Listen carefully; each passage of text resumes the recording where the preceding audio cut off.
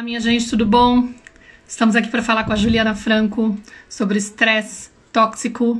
Sejam muito bem-vindos.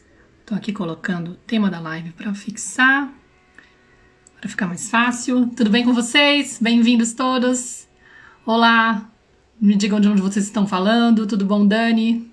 Teve gente que estava de manhã e voltou agora, que eu fiz uma live rapidinho para poder comentar alguns posts que eu fiz sobre esse tema. Vamos ver se a Ju já chegou. Ah, já tá me chamando. Já pode começar. E aí? Ah, que bom. Vamos ver aqui. Oi, querida. Oi, Maíra, tudo bem? Prazer estar aqui. Ai, que delícia. Tô super feliz. Tô emocionada porque você é uma das pessoas que eu tenho de referência lá do comecinho do canto maternário. E olha que engraçado, também você me despertou para um monte de coisas. É. Você sabe, Então, no Tenda Materna, eu falo isso com a Clarissa, que o Tenda Materna foi muito incrível para mim, né? Porque eu ainda estava muito nas ferramentas e quando eu comecei a seguir vocês no Tenda Materna, eu comecei a me aprofundar mais. olha só. Ela me falou que você gostou muito do episódio da criança interior, né? Muito, muito, muito, muito. Ai, que Porque legal. você acabou trazendo, você traz muito no Tenda Maternar, muito sua história, né? E isso vai se identificando demais. E por isso que você tem o público que você tem, né? As mães que te seguem. Eu estou muito feliz de estar aqui, me sinto muito honrada com esse convite, sabe? Eu falo muito, viu, Maíra? Então você pode me interromper. Pô, não tem problema E, não, porque as e eu coisas... já sou, eu curto a Nara, sabe? Eu acompanho a história da Nara, então Ah, também, então sou da família. legal. Então, gente, para vocês saberem, a Juliana Franco, ela é pediatra e ela também é uma das pessoas que está na Escola da Educação Positiva, né, levando a escola e fazendo formações e tal. A gente fala sobre isso mais no final. E uma das autoras desse documentário maravilhoso que está lançado recentemente, O Segredo da Criança Invisível, que está disponível até domingo, e eu estou aqui falando para todo mundo repetidamente, para assistirem, por favor, não perderem a oportunidade. O link está na minha biografia, para quem depois quiser saber e tal, mas saibam que é fundamental para quem está querendo romper com a educação tradicional assistir esse documentário para se sensibilizar e entender a nossa infância, né, Flor? Exato. E, Na verdade, Maíra, conscientizar, né? Eu falo que a gente precisa romper com esse mal. Esse mal hoje já é muito claro na ciência também. Então, ele não é claro só nos nossos corações. Não é só quando a gente dá de cara com uma natureza humana completamente diferente do que a gente imaginava, que a gente quer romper com essa educação tradicional. Né? Hoje a gente tem a ciência que mostra esse não pode ser o caminho, esse não deve ser o caminho, o estrago está feito, né? exatamente.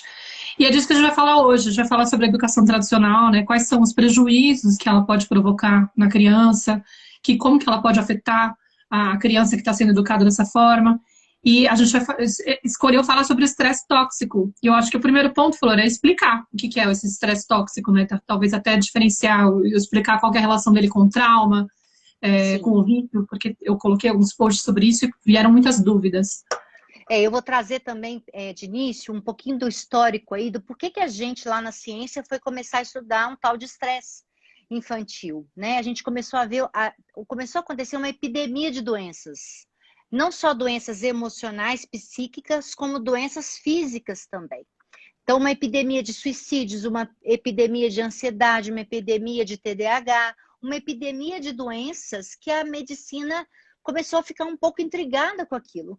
O que está acontecendo? Qual o fenômeno que está acontecendo que essas doenças, essas patologias, inclusive patologias autoimunes, patologias cardíacas, pulmonares, por que está havendo essa epidemia em qualquer classe social? Então, a gente começou a ver lá atrás, desde 1998 e com muita firmeza em 2008, que essas doenças estavam aumentando numa escala muito grande, sem uma explicação plausível, porque a gente estava evoluindo em tratamento, evoluindo em prevenção, entre aspas, né, numa prevenção que a medicina achava eficaz.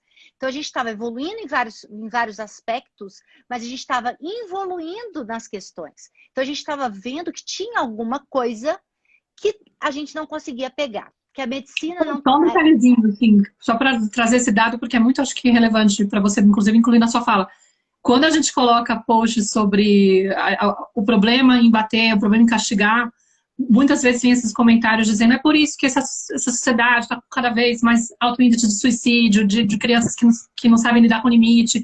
Então, é como se não colocar esse tipo de limite da educação nesse formato é o que está contribuindo para as pessoas entrarem nisso, né? Só para lembrar que tem esse... E você entende que esse é o discurso do meu pai também, e você entende que esse discurso valida a minha dor, né? Então eu acabo não querendo ver, e esse é o principal motivo dos estudiosos hoje. A gente tem médicos famosos já no mundo inteiro. Eles sempre questionam isso. Por que que as pessoas não estão sabendo disso? Por que que não está tanto nas universidades quanto deveria estar? Por que que as pessoas não estão falando mais sobre isso? E a resposta, além de todo o que a gente já sabe, né? A gente está no sistema capitalista, que ganha também com essa coisa do tratamento. A gente tem uma questão principal aí, fundamental da gente ser dita, que esbarra em todos nós. Esbarra nos abusos também que sofremos, na violência também que sofremos. Só que a gente precisa de uma geração corajosa para olhar para isso, né? A gente precisa de uma geração corajosa, de uma geração embasada também em ciência, lógico, né? Porque a gente também fala sobre isso, para poder olhar para isso. E é importante que a gente rompa com esse ciclo de violência em algum ponto, né? A gente não pode achar, Maíra, que realmente o castigo funciona, que o bater funciona, que a violência funciona, porque aí é a gente simplificar demais. Isso é muito simplista, assim. Eu bloqueio o comportamento e ele para de existir. Então, a ciência já vem mostrando que é muito pelo outro lado, assim. A gente precisa pegar um pouquinho aí, eu vou agora explicar exatamente o que é estresse tóxico para a gente poder entender, porque quando a gente fala assim, eu apanhei pouco, eu apanhei sim e aprendi, a gente desvaloriza aquelas pessoas que estão, por exemplo, presas hoje, homicidas, que apanharam tanto ou mais que nós, né? Então, a gente precisa parar e pensar, sair da obediência e ampliar caminhos, desembaçar o olhar, porque a gente precisa ser a geração que vai romper com isso. O que é o estresse tóxico? O estresse tóxico é quando eu passo por uma situação que me faz liberar hormônios e neurotransmissores. O que é neurotransmissores? São hormônios também que são liberados, mas que eles ficam ali muito a nível do cérebro. Então, eu começo a liberar cortisol, que é o hormônio de estresse, e adrenalina, que é aquele hormônio que faz o coração disparar, a pressão subir, que são super importantes quando eu estou passando por um perigo eminente. Então, se eu sou assaltada, eu preciso ou correr, ou fugir, ou ficar ali paralisada para o assaltante pegar tudo e não vou reagir ali para ele poder não fazer nada comigo. Então, são hormônios estressores importantes em algumas situações, mas que não deveriam ser liberados com tanta frequência na nossa corrente sanguínea, porque ele começa a ser mais ruim do que bom. Então, o cortisol começa a fazer uma função de cortisol corrosivo.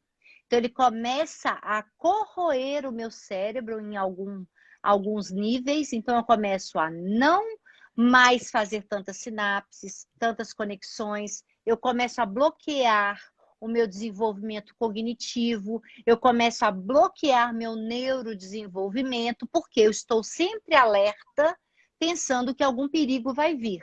Então, eu deixo de brincar com tranquilidade, dormir para descansar, comer a comidinha gostosa, tranquilo. Então, eu estou sempre hipervigilante, levando foco sempre total para esse alerta, e deixando de me desenvolver saudavelmente enquanto criança.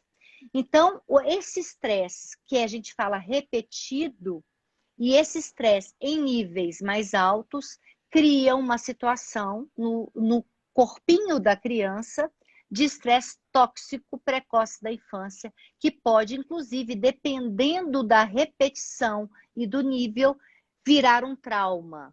Qual é a diferença do trauma para o estresse? No estresse, eu fico sempre hipervigilante. Meu coração dispara. Então, meu pai entra em casa, eu já estou com medo dele me bater. Meu coração dispara. Eu estou almoçando, eu já estou com medo do meu pai falar que eu estou comendo demais, que eu vou ficar gordinha.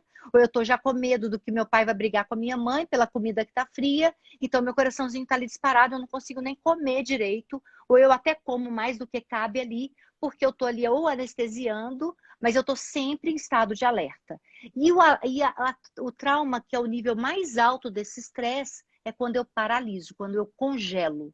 Então, eu congelo como uma forma de aguentar todo esse baque repetido várias vezes. Então, eu preciso de um estresse tóxico muito elevado ou eu preciso de um estresse tóxico contínuo para não sair mais daquele lugar.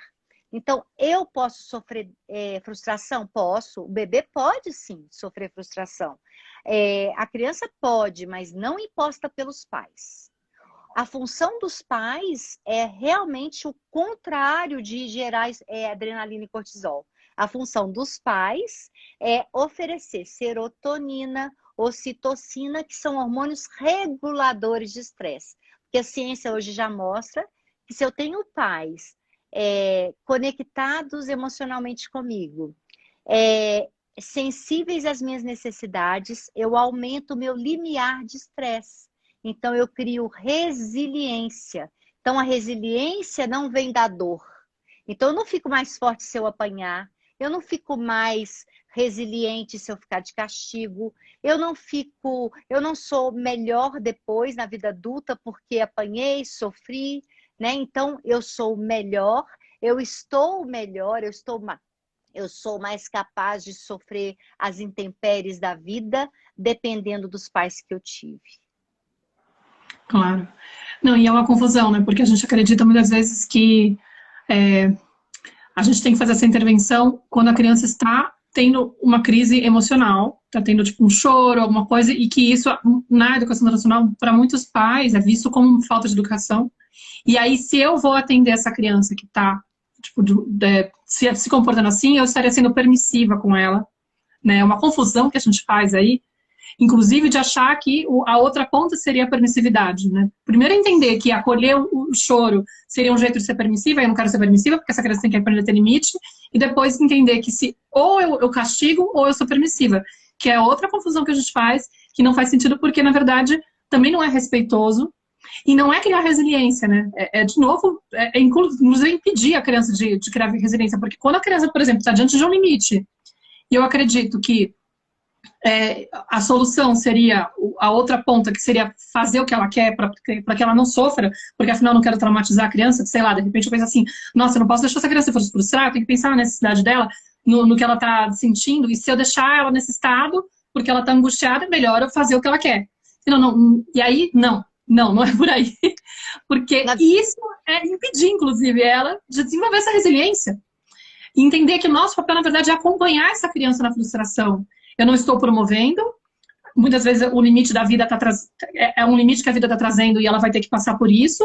Às vezes até é uma coisa que eu poderia achar uma solução, se é um brinquedo que quebrou e eu vou lá e compro outro, sei lá, coisas assim que a gente acaba fazendo para ficar evitando, e aí sim cai numa permissividade de toda hora estar tentando resgatar a criança da frustração para que ela não entre em contato, que fala, na verdade, de uma dificuldade nossa de lidar com a nossa frustração, né? A gente não tem essa resiliência, então a gente acredita que a criança não é capaz de lidar com aquilo. E aí toda hora eu quero solucionar. Ou algo que é muito comum, assim, às vezes com pais separados, que eu vejo, né? Do tipo, para compensar a ausência, fica toda hora querendo, não consegue imaginar a criança, como ela já está sofrendo com uma coisa tão pesada, então não consegue dizer não para mais nada. Porque quer que a criança fique bem, né? Ou está passando por alguma crise, não necessariamente precisa ser separação.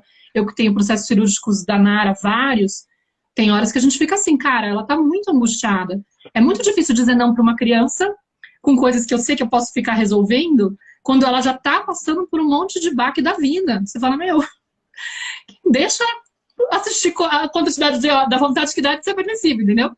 Exato. É muito comum. Na verdade, é porque diz sobre nós, é o que você disse, né? É a nossa incapacidade de ver o filho sofrendo também, muitas vezes, né? Então, a diferença maior aí, Maíra, é a gente realmente entender que a criança não é capaz de se autorregular. Ela não é capaz de sozinha encontrar um conforto ali em meio a tanto estresse. Então, ela necessita de um adulto sensível a ela. Então, a criança não quer que eu resolva o problema para ela. A criança quer que eu seja a segurança, o acolhimento para ela. Então, não quer dizer que estragou o brinquedo. Eu estou resolvendo para a criança comprando outro, mas eu posso em vez de fazer isso, regular essa criança, validando a dor dela, validando aquele sentimento dela, né? Aquele sentimento de frustração porque o brinquedo quebrou, aquela tristeza porque o brinquedo quebrou, eu posso estar acompanhando, estar ao lado dela. Para mim, a permissividade e o autoritarismo, eles são duas faces de uma mesma moeda. Na verdade, eu acredito muito quando a gente pensa em necessidades. Então, quando eu quero atender a minha necessidade em vez do meu filho, eu acabo podendo ser ou autoritária ou permissiva. Então, eu preciso descansar, eu deixo ele ficar no iPad o dia inteiro, porque eu quero descansar, eu quero dormir. Então, eu estou sendo permissiva? Sim, eu estou sendo permissiva, mas para quê? Eu ainda continuo não visualizando essa criança. Eu não estou vendo essa criança, eu não estou olhando para ela, eu estou olhando para mim. E no autoritarismo é a mesma coisa, né? Nós Mas vamos que ligar. esteja atendendo o desejo dela, porque ela pode estar feliz da vida, né? Tipo, o dia inteiro fazendo, maratonando lá os desenhos. E a necessidade da criança não é ver o iPad, a necessidade da criança é estar comigo, é brincar comigo. Só que aí eu entrego o iPad, eu entrego a comida, eu entrego uma distração para que ela me deixe lá no meu canto fazendo as coisas que eu quero. Isso é humano, né, Maíra? A gente muitas vezes está esgotada, a gente muitas vezes quer realmente olhar para nós, somos também crianças feridas, então não olharam para nós, então agora a gente está nesse lugar também dividido. Eu faço o que eu sei que ela precisa, ou eu faço aquilo que eu preciso, né? A gente, enquanto adultos, tem que entender também que a gente consegue se virar. A criança não consegue se virar sozinha, né? Eu, sim, quando tive um filho, eu preciso virar essa chavinha da responsabilidade, né? Sair da culpa, né? Porque a culpa me paralisa. Então, eu posso sim, uma hora, ter culpa, paralisar, sentir tristeza, que a gente tem isso, essa parte no documentário, belíssimamente trazido pela Clarissa, né? E aí, quando eu chego lá no fundo do poço, eu me impulsiono, porque aí eu me responsabilizo e mudo, né? E começo a cuidar diferente. Eu quero trazer, Maíra, uma fala aí também do estresse tóxico, que a comunidade médica começou a olhar mais para isso, Maíra, muito por causa das doenças físicas também. Eu vou ser sincera nisso. A gente, o que acontece assim? Começaram a ver muita por que aumentando tanto hipertensão? Por que aumentando tanto diabetes? Por que tanto aumentando obesidade mórbida? Por que tanto aumentando automutilação, suicídio, ansiedade, né? Então a gente começou a enxergar que esse estresse estava sendo passado mesmo de geração em geração. A gente começou a ver que essas crianças, através de imagens de cérebro lá na infância e por cortisol, medida de cortisol urinário, que essas crianças estavam se tornando adultos mais doentes por causa desses estresse vividos dentro de casa. Então, castigos excessivos, humilhações, abusos físicos, emocionais e sexuais, né? Então a gente tem mais negligência parental, a gente tem mais pais raivosos e agressivos, descontando todas as frustrações que vivem no dia a dia dentro de casa. Então a gente tem todo esse conjunto aí de fatores estressores, né? Que vai ser diferente, Maíra, sempre pensar. O estresse existe, as frustrações existem. Elas não precisam estar dentro de casa. E quando tiverem dentro das nossas casas, nós precisamos acordar para isso e acolher essas crianças. Para elas aprenderem a se autorregularem, aprenderem a não estarem sempre em estado de alerta, né? Porque esse estado de hipervigilância contínuo, né, acaba aumentando demais uma parte do cérebro que chama amígdala, então vai crescer um adulto hiperreativo, que também vai bater nos filhos, também vai gritar o tempo todo com os filhos, vai diminuir o hipocampo, que é a nossa área do cérebro que é responsável pela memória, então cada vez menos possibilidade aí, menos desenvolvimento cognitivo, neuromotor, né? Mais doenças e principalmente morte precoce. A gente tem visto mortes precoces.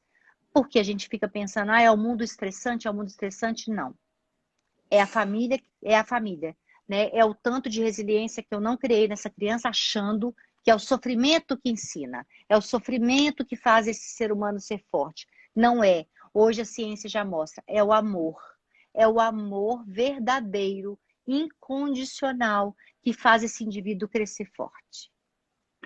Inclusive, é uma questão, né? Porque muitas pessoas estão perguntando, e se a gente detecta que a criança já foi exposta a isso, já tem tipo, sequelas disso, já apresenta sinais. Primeiro, como que a gente pode reconhecer se essa criança está tendo, né? É uma questão, acho que até para os profissionais, mas também para pais e mães que de repente detectam isso e ficam com aquela dúvida assistindo a live. E se tem algo para reverter. Muitas pessoas fizeram essas perguntas, né? Ah, meu filho tem 13 anos, ele já passou por isso.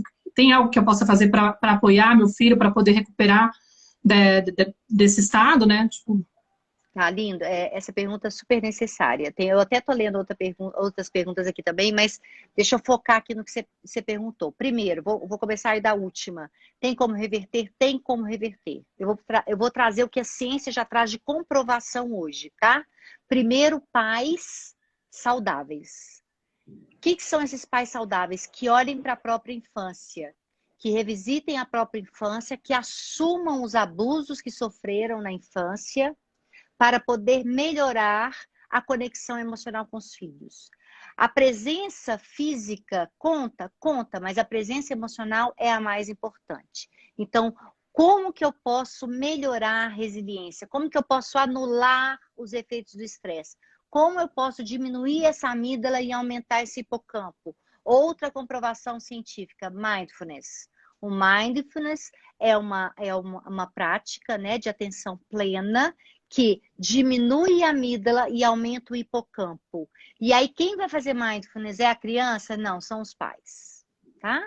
Tudo para os pais. Hoje a gente tem um questionário que é aplicado já em alguns estados nos Estados Unidos, né, que vem desse livro The ACEs Revolution, que é exatamente um protocolo feito com 10 perguntas básicas para os pais em toda consulta pediátrica, tá? Para os pais, Maíra, não é para as crianças. Se os pais sofreram abuso emocional, abuso físico, negligência, separação dos pais, tudo. Aí você conta lá um score clínico de tantos pontos. Essa pessoa tem 20 vezes mais chance de ser obesa, 30 vezes mais chance de ser um dependente químico, 10 vezes mais chance de ter hipertensão, 3 vezes e meia mais chance de ter morte antes dos 50, por exemplo. Então, eu pego esse score e vou pegar e indico esses pais para uma psicoterapia.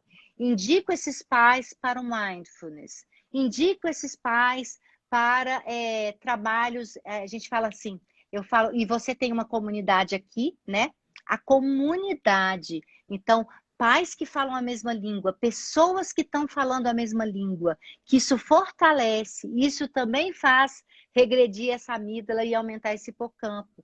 Então, são trabalhos emocionais, somáticos também, né? Então, eu tenho todas essas possibilidades. E sempre há tempo, Maíra, desses pais que erraram, começarem do zero. Validarem, pedirem desculpas para esses filhos, pedir desculpa sincera e ser humano, né? Porque a gente vai errar, né? E esse erro valida a nossa humanidade, essa vulnerabilidade é o que os nossos filhos precisam de nós, né? Então, quando eu erro, eu peço desculpas, mas eu quero acertar a partir daqui. Eu não posso estar com você agora, mas eu quero me esforçar para estar, sabe? Então, é isso que faz a grande diferença. Então, sempre é tempo de mudar. E os estudos já mostram isso, né? Nesses estados dos Estados Unidos. Então, já mostra que tem grandes respostas. E eu tenho uma coisa para trazer, Maíra, eu queria trazer rapidinho isso também, que é um trabalho que eu fiz com voluntários, menores infratores, voluntários que mexiam com menores infratores, tá? Trazendo todos esses aspectos que a gente está trazendo aqui. Esses voluntários passaram por um treinamento comigo, amoroso mesmo, né? De olhar no olho, de escuta ativa para esses menores infratores, de ser quase mãe desses menores infratores. Parar de olhar para eles com julgamento e olhar para eles com uma outra visão. Eles sofreram abuso, eles sofreram negligência, ou eles apanharam muito. Então, vocês, voluntários, vão fazer essa função de mãe para esses menores infratores. Essa juíza que veio até mim pedindo esse treinamento, ela ganhou já 2 prêmios. E é lindo de falar sobre isso, é uma coisa que valida muito o que a gente faz, o que você faz, o que a Clarissa faz, o que eu faço, Flavinha faz.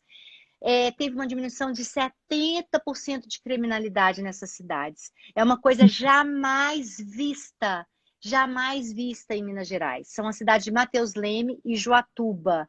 70%. Esses menores infratores vão à casa dessa juíza falar com ela, olha, eu estou bem, está tudo bem comigo. Então, a gente começa a ver provas sociais, né? O A gente amor, tem né? o amor. E quanto pior a pessoa se comporta, é quando ela mais está precisando desse acolhimento. É o oposto da lógica punitiva. Exatamente. E é incrível como eles estão sedentos desse amor, desse olhar, né? Dessa luz que a gente lança sobre eles e dessa luz que a gente lança sobre a criança que eles foram.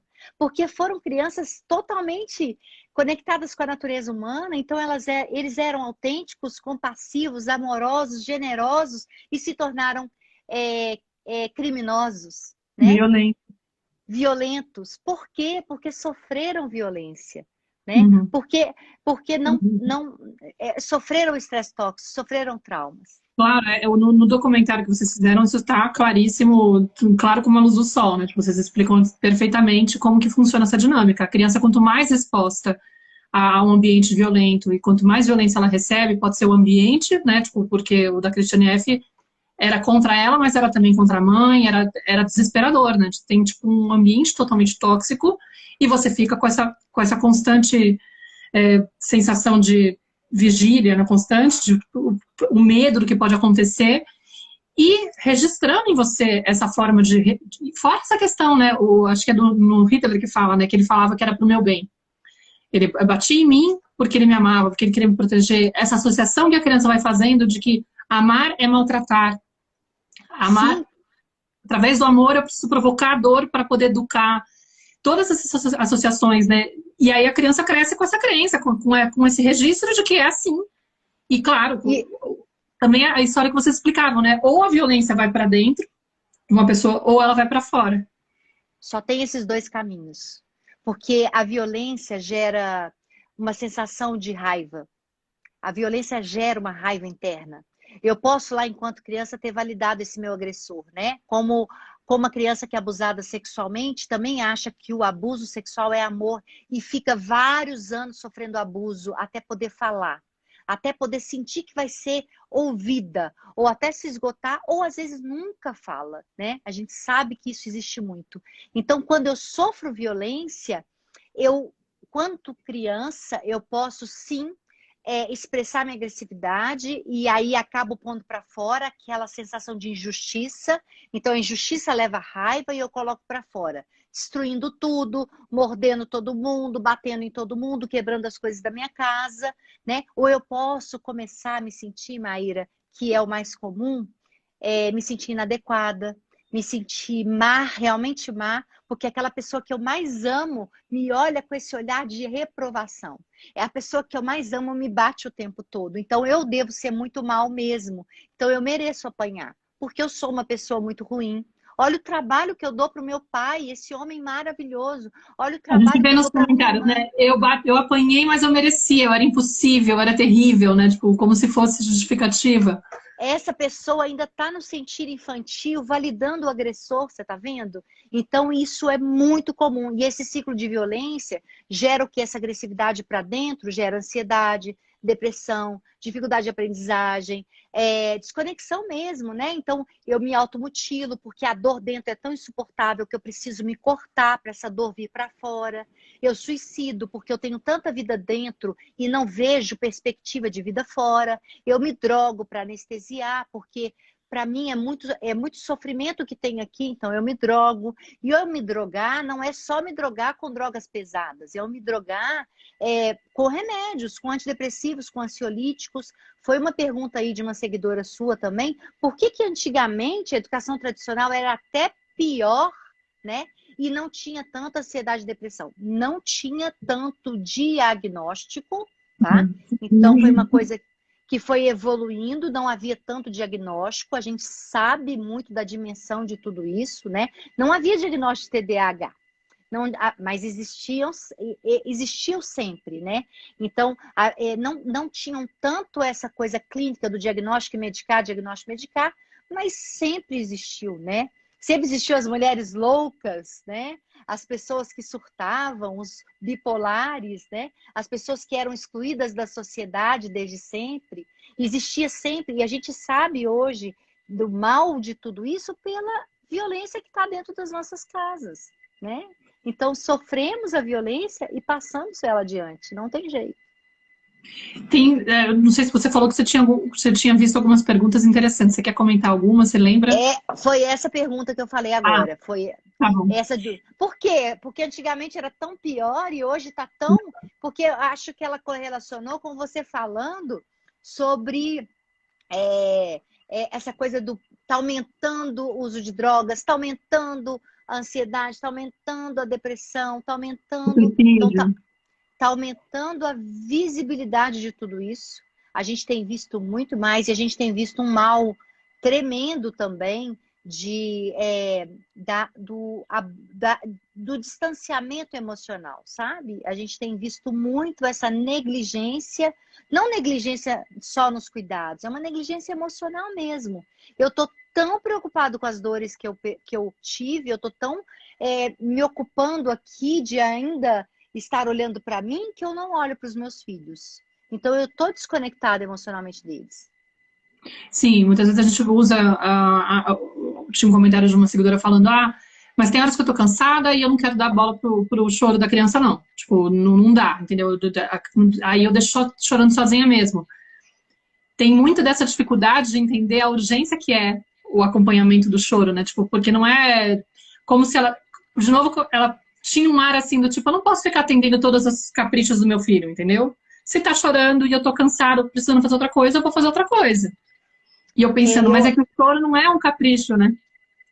Eu valido essas pessoas no sentido de que dói. Dói claro. Muito, né? Porque dói dar aquilo que eu não tive. E como eu nunca tive, eu tô ansiosa por ter em algum momento.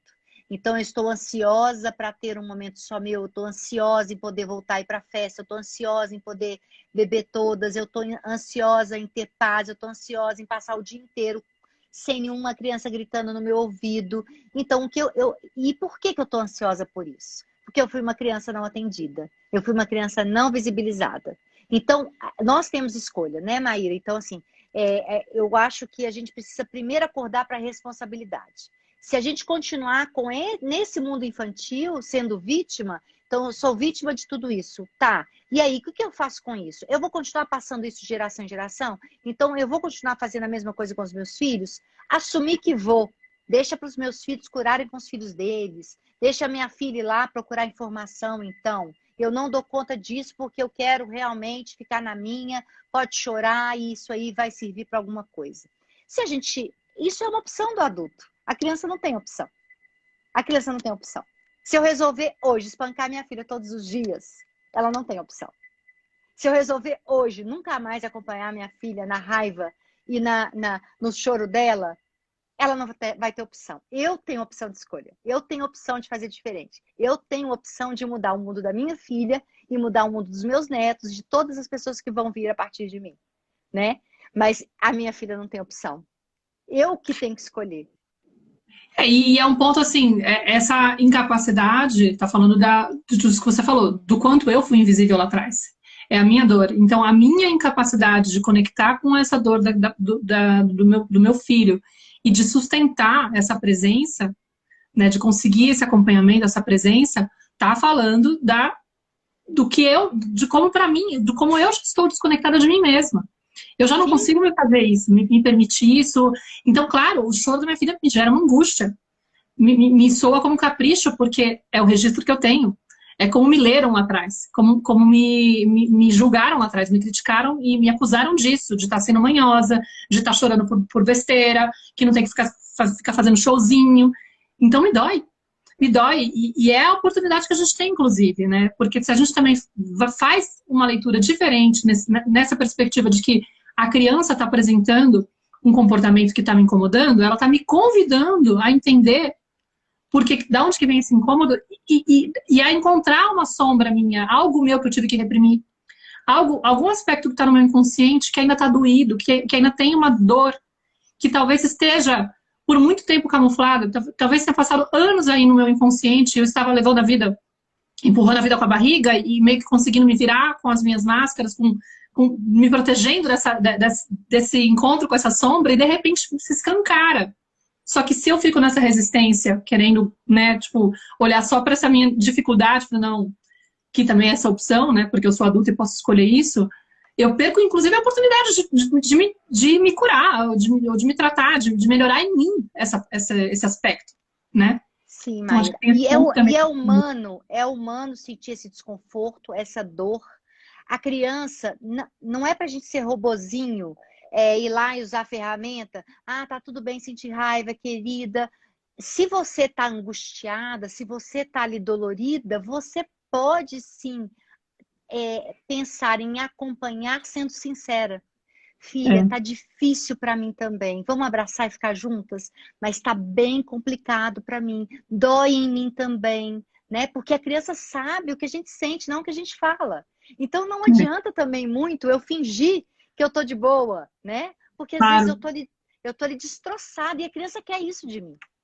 Isso surgiu nos posts, né? A gente até comentou que podia falar sobre isso, porque quando eu falei, quando eu usei seu texto falando do não deixar a criança sozinha, porque isso é punitivo e tal, muitas pessoas falaram assim, mas tem horas que eu preciso sair porque eu tô me sentindo muito mal, não tô aguentando, e eu preciso me afastar. E aí você falou, não, vamos falar dessa coisa de ser honesta com a criança, né?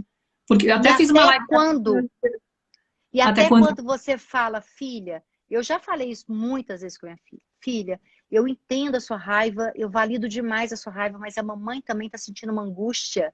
E eu preciso ir lá pro meu quarto um pouco. Minha filha é mais velha, óbvio, o bebê não tem saída, né, gente? Então eu Uhum, preciso pro meu quarto um pouco, me acalmar, me autorregular, para a gente poder ter um encontro novo de um outro lugar. Né? Agora, o exato. bebê não tem opção. O bebê não tem opção. Então, quando eu escolho largar para lá, eu estou realmente correndo o risco de expor ele ao estresse, né? A níveis de estresse muito alto. Então, eu preciso. Por isso que eu falo, Maíra, é muito difícil a gente criar uma criança sozinha. A gente precisa de uma rede de apoio, né? A gente Uhum. precisa de pessoas que olhem, que nos sustentem enquanto eu estou com aquele bebê. E é muito normal que eu, num puerpério, esteja ali irritada, porque aquele bebê vem para me colocar na sombra, assim, eu vejo toda a minha sombra. E Sim. aí eu quero fugir dessa banheira emocional, eu quero fugir daqui, porque esse bebê está me trazendo uma angústia tremenda, está me fazendo ver coisas que eu não quero ver, está me dando uma sensação terrível. Então, o bebê não pode sair da banheira, eu posso. Então, eu saio dessa fusão emocional e deixo aquele bebê afogando. Por isso é tão importante pessoas aqui de fora da banheira me dando oxigênio para eu poder continuar dentro da banheira com esse bebê, porque esse bebê não tem escolha. Se eu saio, ele afoga. Ele afoga. Uhum. E quando essa criança tá maiorzinha, a gente faz esse movimento. Eu coloquei até na live que eu fiz hoje cedo, meio surpresa, para poder adiantar. Já que eu sabia que o tema era muito extenso, falei, não, já vou esclarecer aqui alguns pontos, mas dá para resumir rapidinho, para quem não viu e não vai conseguir ver, sei lá. Essa fala que a gente faz, né, de explicar para a criança, olha, eu tô indo porque eu não tô dando conta e eu preciso de um tempo para me acalmar, tem que ser muito autorresponsável, com muito cuidado para não, tipo, deixar implícito ou jogar na cara da criança, é você que tá me fazendo passar mal, então é por causa de Isso. você que eu tô indo para lá, entendeu? Porque isso, no fundo, é promover de novo o corte do assédio. Vitimização. Eu sou a vítima, enquanto você está se comportando dessa forma, tá vendo, mamãe, ó, você me deixou tão louca que eu vou ter que sair por culpa tua. No fundo, você está passando essa mensagem. E aí você, Maravilhoso. né? Você tá... Maravilhoso sua fala, maravilhosa sua fala. Isso é muito importante. Eu falo, né, Mayra, quando a gente fala aqui, às vezes a pessoa interpreta, pode interpretar de várias maneiras. E é muito perigoso isso. E é bom quando a gente está em dupla, que aí uma vai puxando a luz porque a outra está falando, porque a gente sabe sobre o que a gente está falando. Para não Mas às vezes deixar as margem, pessoas, né? Tipo, vai que a para pessoa não falando, deixar ó, margem. como é que eu posso Isso. deixar a criança sozinha? Beleza, Isso. ó, você fez isso comigo. Não, não. E na verdade é isso. E eu tenho essas pegadinhas muitas vezes também com as minhas seguidoras, com as minhas pacientes de consultório, que às vezes elas pensam isso. Aí eu falo assim: não, não é de novo indo para o lugar de vítima e colocando a culpa naquela criança, né? Então, Uhum. que você saiba disso, a sua responsabilidade, que fique bem claro para a criança: sou eu que não dou conta e não é sobre você, filha. Você tem todo o direito. E eu falo às vezes com a minha filha assim: você tem 8 anos, a mamãe tem 48 anos.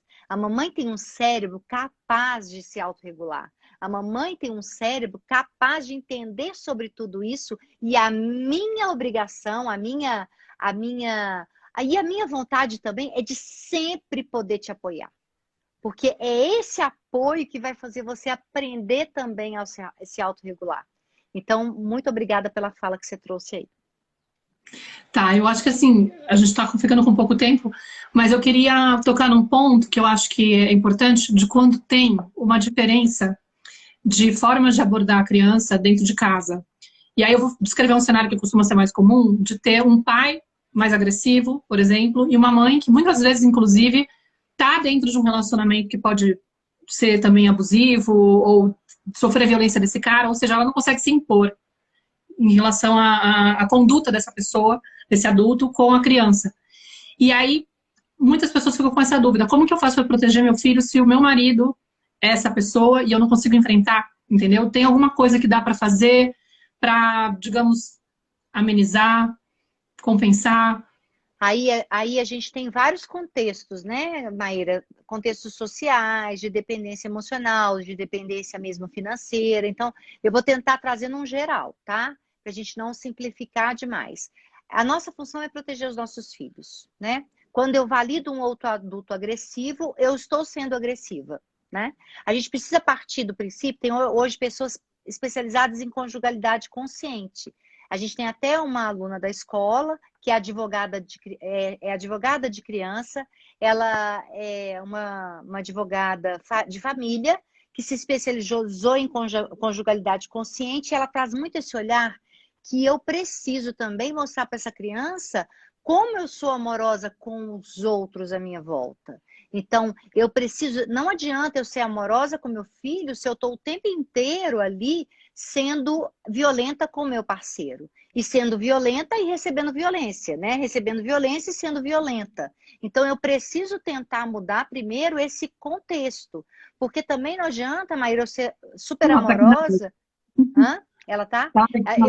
Não adianta eu ser super amorosa, o meu parceiro ser super agressivo, porque aí eu vou estar sendo também agressivo, porque eu sou conivente com aquilo. Então, eu preciso, primeiro, ser aquela pessoa que vai chegar para a criança e não e sempre proteger. Olha, não, aqui não, isso não. Ah, mas aí ele vai ser agressivo comigo e vai me bater. Aí já é uma outra questão. Aí a gente precisa ir para um outro âmbito, porque realmente, se você também está sofrendo violência do seu parceiro, o ambiente é todo violento, não vai adiantar você barrar sua filha, porque ela está vendo aquilo todo dia, né? Então ela está naturalizando a violência e vendo a violência como uma forma de amar, né? Eu posso sim, o meu marido, por exemplo, bebeu um pouco mais, ou gritou com a minha filha, ou foi grosseiro, pegar a minha filha, tirar ela daquele ambiente, levar ela para um lugar e tentar explicar o que está acontecendo e dizer para ela que mais tarde eu vou conversar com o pai sobre aquele comportamento dele, né? E eu preciso sempre nessa questão de parceria, né, de casal, colocar cartas na mesa. Olha, isso não é respeitoso, vamos tentar fazer diferente. Eu quero que os nossos filhos sintam o nosso amor, a potência do nosso amor. E eu vou começar, o primeiro passo é sempre tendo essa atitude amorosa em relação ao parceiro. Eu preciso virar também a chave com o parceiro, porque senão ele nunca vai fazer essa caminhada junto comigo, né? O parceiro ou a parceira. Maravilhoso, falou. Olha só, como a gente está ficando com um tempo estrito e agora o Instagram decidiu fechar minhas lives com 1 hora, não sei porquê, vamos ver se hoje vai ser igual. Eu vou pedir para você falar um pouquinho da escola, da educação positiva, do documentário que vocês fizeram agora, do fórum que vai ter no domingo, qual que é o intuito dele, enfim, conta pra gente qual que é o babado, para quem ainda não sabe, porque é maravilhoso, essa maravilhosa oportunidade que vocês vão ter de fazer uma formação com a doutora Juliana Franco. Eu vou estar nessa formação, então fala um pouquinho. Que aí eu já ia falar isso. Será que eu posso falar que a Maíra vai estar Pode falar. Então, gente, assim, eu quero primeiro fazer o convite para que vocês assistam o documentário. O documentário vai realmente abrir vocês para um outro paradigma, né? Vai jogar muita luz na infância de vocês, no adulto que vocês são hoje, na criança que vocês cuidam, na criança que vocês assistem. A gente começa ali a mudar muitas coisas. O nosso olhar começa a ficar mais sensível ao mundo infantil. Então, esse documentário ele é necessário. É um documentário belíssimo, feito pela minha escola. Tem no link de todas nós da Escola de Educação Positiva, no seu também, né, Maíra? A Maíra está aí divulgando o documentário o tempo todo. E a gente tem um fórum no domingo. Esse fórum vai trazer uma experiência de encontro com essa criança. Então, não percam a chance de se inscrever também no fórum, que o fórum vai trazer toda essa luz para essa criança, mudar esse nosso olhar, que a gente preza tanto na escola, para a gente começar a enxergar o mundo da perspectiva da criança. Né? E quem me conta... Da criança invisível. Hã? O Segredo da Criança Invisível, documentário, tá, gente? E o fórum é no domingo, às 20h08. Maíra também vai estar lá com a gente. A gente vai estar fazendo esse encontro com essa criança. A gente vai trazer um pouco de luz aí para esse olhar centralizado realmente. A gente acredita que o grande diferencial da nossa escola é realmente se sensibilizar, é realmente ter empatia com a criança, com a vivência da criança, com o sentir da criança, né? Eu vou também ter empatia por esse adulto, porque eu sei que esse adulto tem uma criança dentro dele, né, que está se manifestando ali, mas o nosso foco principal é mostrar o mundo da perspectiva da criança. Tá? A nossa turma vai ser aberta exatamente nesse fórum, a turma 4. A gente já tem aí um tempo de caminhada na escola, a escola já vai fazer aí um ano de mais um ano. A gente já teve 3 formações, a gente está na 4ª formação. A gente tem todo um caminho também que vai ser apresentado no fórum dessa formação da turma 4. A Maíra vai estar junto com a gente. E é isso. Esqueci alguma coisa, Maíra? Não sei. Na verdade, assim, deixa eu contar um pouquinho dessa formação para você, da minha perspectiva, né? Então, a gente juntou todas as nossas formações, então a gente tem um caminho muito longo, eu, Flavinha, Clarissa e Lívia, cada uma com uma formação diferente, algumas certificações internacionais, outros estudos, eu tenho muito acesso a muito estudo científico e fui condensando isso. Eu tenho aí uma caminhada de 6 anos nesse processo de conscientização. É um processo de conscientização que a gente vai sempre estando ali, né, Maíra? Você sabe também, junto comigo, que não acaba nunca. A gente vai encontrando ali sempre alguns aspectos da nossa criança invisível nessa caminhada. E a nossa formação traz muito isso, muita informação de qualidade, com tudo que a gente coletou aí nesse tempo todo. E aí a gente transforma essa informação também em vivências. Então, primeiro em vivências em dupla, em vivências de escrita terapêutica, eu sozinha, então vai do micro para o macro. Então, eu começo com escritas terapêuticas, através dessas informações que me trazem reflexão. Todas essas informações vão me trazendo muita reflexão. O desenho original do ser humano, a história do patriarcado, né? A disciplina positiva, o que ela traz ali de luz também, o apego seguro. A Lívia é a única certificada internacionalmente que pode treinar, então a nossa certificação também traz essa certificação internacional, validada pelo API de apego seguro. O nosso curso todo é baseado também em ciência e na filosofia do apego seguro, começada por Bowlby lá atrás. Então, a gente traz um olhar para o sono diferente, para a alimentação, para as excreções, para todos esses comportamentos infantis. A gente enxerga muito mais do que o comportamento, o que está ali por trás. A gente enxerga o comportamento como uma forma de comunicar da criança, né? A gente entende que a criança é realmente o que vai trazer luz para nós, é a pessoinha ali conectada com a natureza humana que vai mostrar para os adultos qual é o caminho da amorosidade, qual é o caminho da generosidade.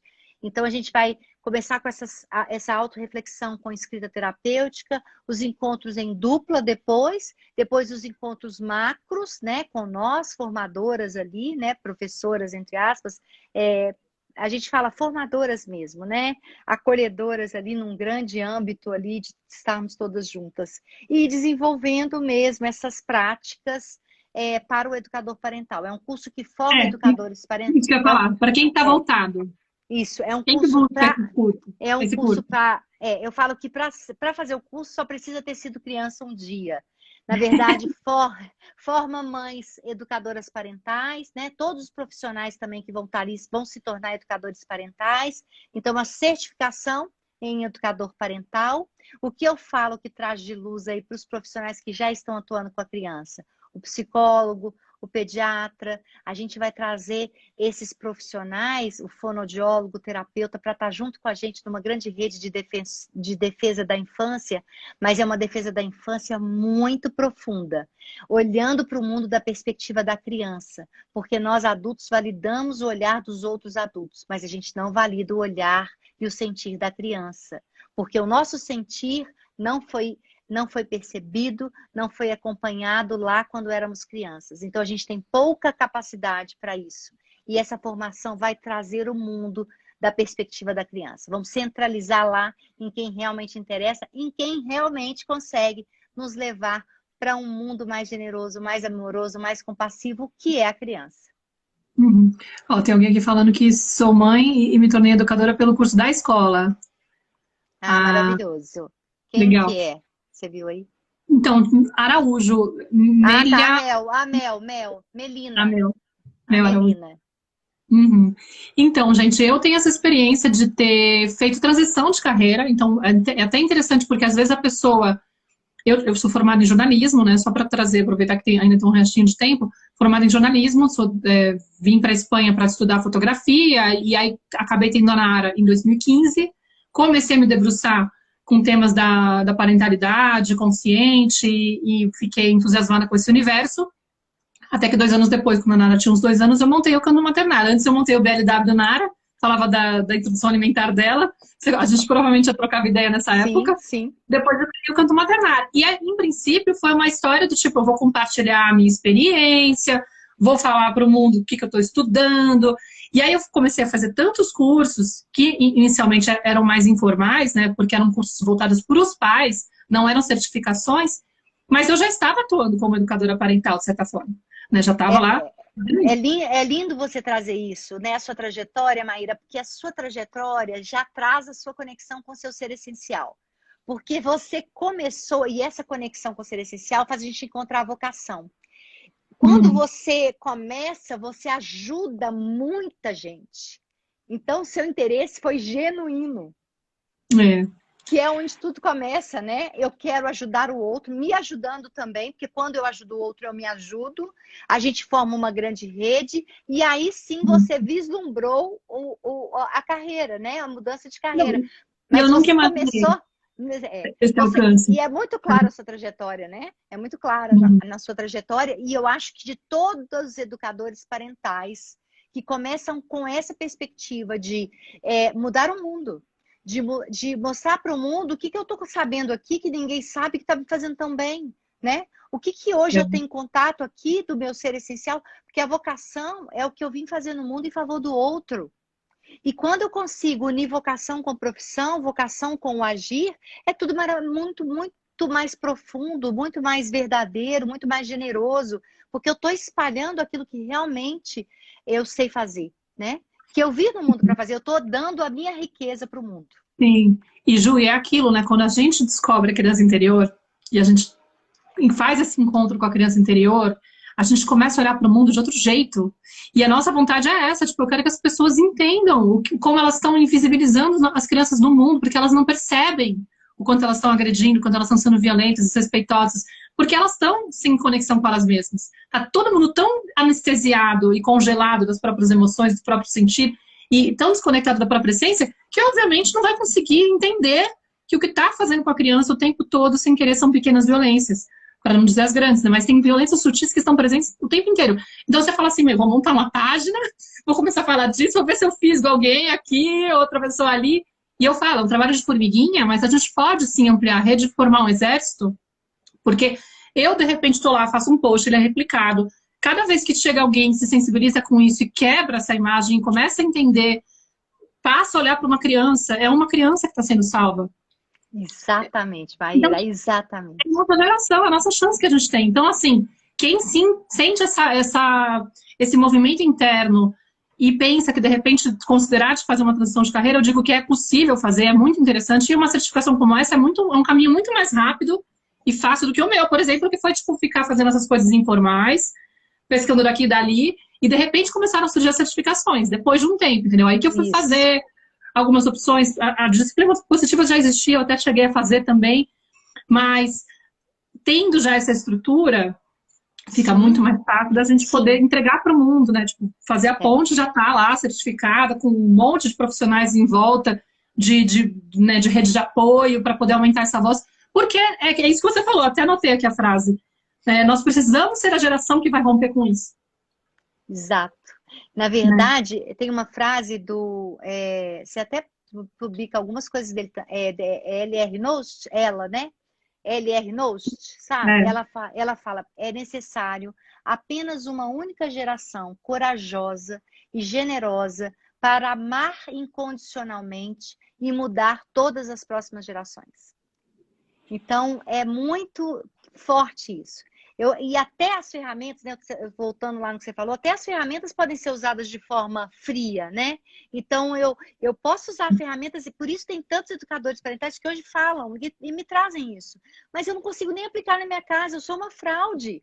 Porque eu ensino uhum, ferramenta nas consultas, mas eu não consigo fazer em casa. Por quê? Eu preciso me revisitar. E você sabe, né, Maíra, que eu fico pensando, nosso caminho tem muitos anos já. A gente está nessa história há anos. Então, a escola traz, na verdade, um atalho.